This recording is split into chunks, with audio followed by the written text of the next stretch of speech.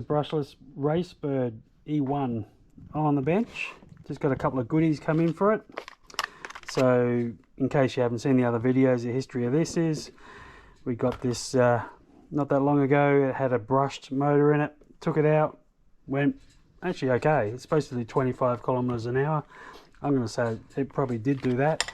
The main thing was it actually ran up on its wings, hydrofoils. So that was actually what I wanted to see. So it did that. That was 2S. I changed it to 3S, or it had a LiLo battery, I should say, 8-ish volts, or Li-on, whatever, I don't know. Then I put a 3S battery in it, and it ran even better, but the motor was very hot because the cooler on the factory motor is only like that wide. It just runs along the top here, and all the rest is just not cooled. The next upgrade I did was I found this little 20mm brushless motor. The original brushed motor is 28 or 29mm, so I've actually gone down in size, but it still made it go faster. I ran it on 3S again, and the difference was it gained a little bit more speed, but the main thing was it ran super cool. Now I don't know what the KV of this motor was. This is just out of an old boat that was, you know, pulled apart. So I've gone ahead and ordered a 28mm motor. This is 3800 kV. I don't know what this is, but I'm going to find out which if this is going to spin faster than this. I'm just going to do it by ear. One more thing I did do with this was put a bigger propeller on it, and that was no good. Just the extra turning of the propeller was like tipping the boat over. So I know I've got to stick to the baby propeller, so we just got to go up in RPMs. And I'm just hoping this is less than 3800 RPM or kV. So I'll just connect it up now, and we'll see what it sounds like at the end of this video. After I swap this over, we'll see what it sounds like. We'll compare it to that. So it's hard when you're fitting motors that you don't know what they are in, but it ran nice and cool on 3S, so it obviously wasn't like a 5000 kV motor or something like that. So it was obviously in the ballpark. Let's see what this sounds like.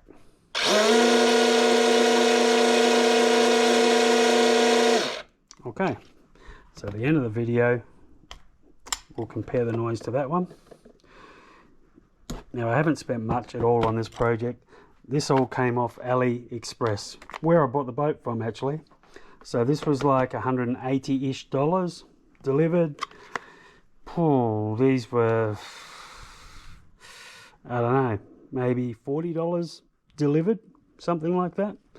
I'm talking Australian dollars here. The hard thing about this is it's got an unusually small shaft. It's only 2.3mm, so it's just very hard to find much option. I don't think, if this isn't fast enough, I don't think I can find one that's a higher kV with that shaft. Who knows, maybe I'm wrong. We'll just see what this one does. Pretty simple to get out, just those two screws there, and undo the screw holding the shaft on. Alright, so that's the difference between the 20mm motor that we had in there and the 28mm that we're putting in there. So it'll be a little bit more powerful. Hopefully it spins faster. Okay, there she is. Alright, let's plug him in and see if it spins any faster. Actually, turn the radio on. Oh, radio's been on the whole time. That's it.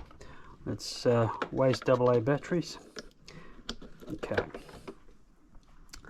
So, that was 15 minutes ago that I spent it last time, but in the magic of YouTube videos, I'll be able to spin that other one right now.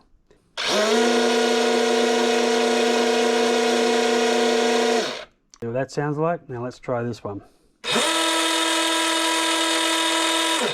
Does that seem any faster? I can't remember, but even if it does spin at the same speed, the more powerful motor will make it spin faster. Well, it'll drop off less when it's under load than this one will. So as long as it's a similar kind of speed now, it will be faster when it's in the water. We're at the big lake today.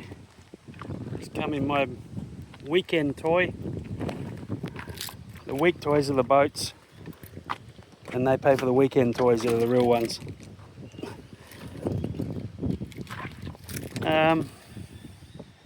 It looks so windy out there, yeah. It's pretty windy today. At least the wind's coming towards us, so it'll blow in if it fails. Alright, let's go. Alright, it's going to be way too windy for this. We'll see what happens.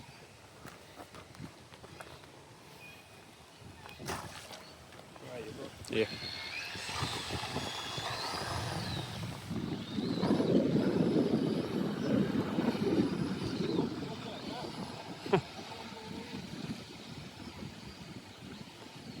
I don't know if that was entirely the duck's fault there.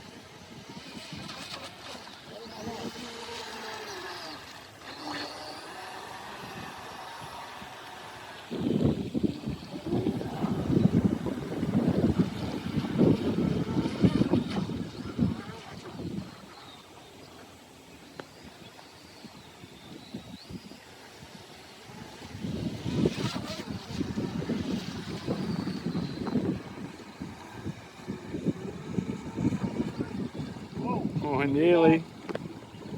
I think it could be faster, but you just can't use it. Yeah. Whoa. He's gone. Never. I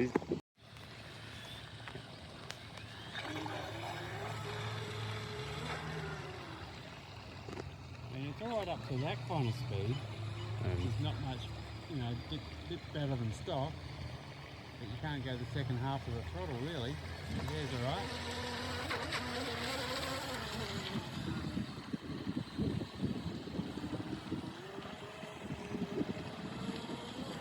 Hey, I didn't even turn the steering wheel. Well, I actually flipped it back over by accident there, so just keep going.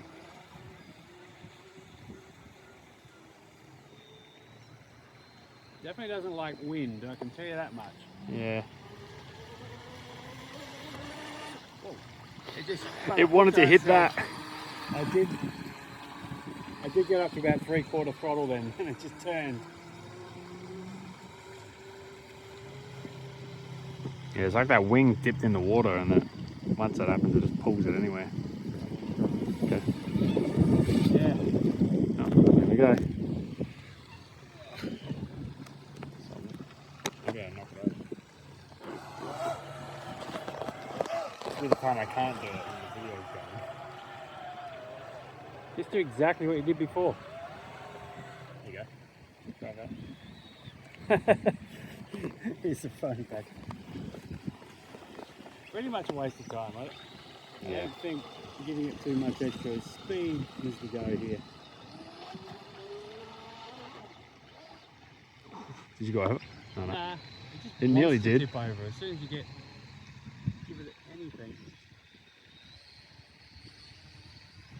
Drive into this. Yeah. Yep. You should be able to get that one. The little clip for the lid got knocked, got and knocked it's got water in it now, so I think we just call it quits. I don't think unless we've got perfectly smooth water, I think it's a waste of time trying to upgrade this thing much more. I think just the standard motor with the 3S battery was about the maximum speed you can really get out of it before it starts to tip over. But of course, if you do that with the standard motor cooks because it's got a crap cooler on it. So, I don't know. It's a pretty good boat though. You just can't go, you know, more of a kid's toy than anything. It's never going to be fast. It is what it is.